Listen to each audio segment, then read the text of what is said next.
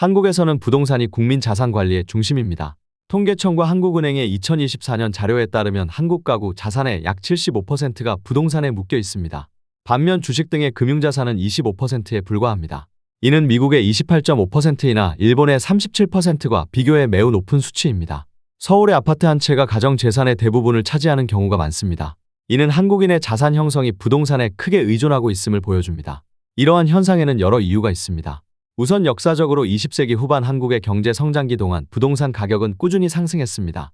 1970에서 80년대 강남 개발과 2000년대 초반 수도권 개발 붐은 부동산으로 부를 축적한 사례를 만들었고 집값은 떨어지지 않는다는 믿음을 심어주었습니다. 다음으로 한국 정부는 부동산 시장을 안정시키기 위해 적극적으로 개입했습니다. 대출 규제 완화, 공공주택 공급 확대, 금리 조정 등의 정책으로 시장 과열을 막고 국민 자산을 보호하려 했습니다. 예를 들어 2023년 정부는 주택담보대출 규제를 완화해 실수요자의 시장 진입을 도왔습니다. 또한 국민의 자산의 대부분이 부동산 자산이므로 부동산의 가치를 떨어뜨릴 수 있는 정책을 발의하는데 어려움이 존재할 수 있습니다. 미국에서는 주식 투자가 가구 자산 관리의 핵심입니다. 미국 가구의 금융자산 중 주식 및 펀드 비중은 약 50%에 달하며 이는 기업 성과와 경제 성장에 대한 신뢰를 반영합니다.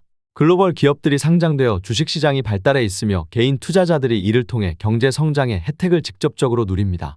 미국 정부는 세제 혜택과 퇴직연금 제도 401K를 통해 주식 투자를 장려합니다. 반면 한국은 부동산 중심의 자산 구조와 정책을 가지고 있어 저소득층에게는 오히려 부동산 투자가 더 접근 가능할 수 있습니다. 부동산은 시간이 지남에 따라 가치가 상승하는 경향이 있었습니다.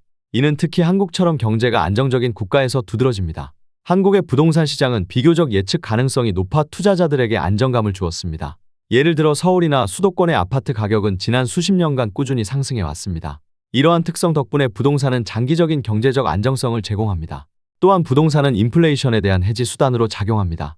물가가 상승하면 부동산의 가치도 함께 오르는 경향이 있었습니다. 이는 자산의 실질 가치를 보호하는 데 큰 도움이 됩니다. 가난한 사람들에게는 생활비 상승으로 인한 경제적 압박이 큰 문제입니다. 하지만 부동산을 소유하고 있다면 자산 가치가 물가와 함께 올라가므로 경제적 손실을 줄일 수 있었습니다. 부동산 투자는 임대 수익을 통해 수동적 수입을 얻을 수 있는 기회를 제공합니다. 이는 특히 저소득층에게 중요한 혜택이었습니다.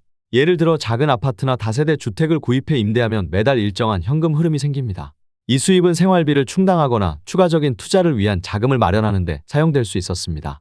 한국의 임대 시장은 수요가 꾸준히 존재합니다.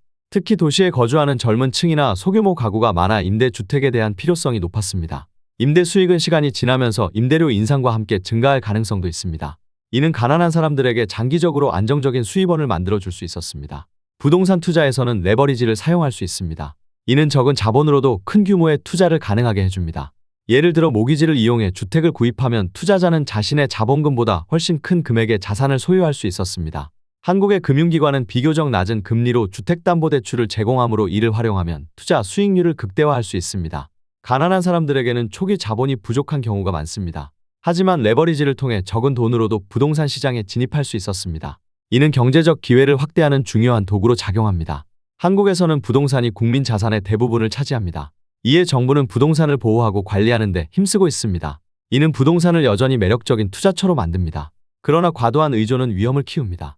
반면 미국은 주식시장 활성화와 기업 친화적 정책으로 자산을 다각화하며 성장 가능성을 높였습니다. 가난한 사람일수록 투자가 중요한 이유는 분명합니다. 적은 자본이라도 시간 복리 분산을 활용하면 부를 쌓을 기회가 생기기 때문입니다. 한국의 부동산 중심 환경에서 벗어나 주식펀드 소액 투자 등 다양한 선택지를 탐색하는 것이 경제적 자유로 가는 첫걸음입니다.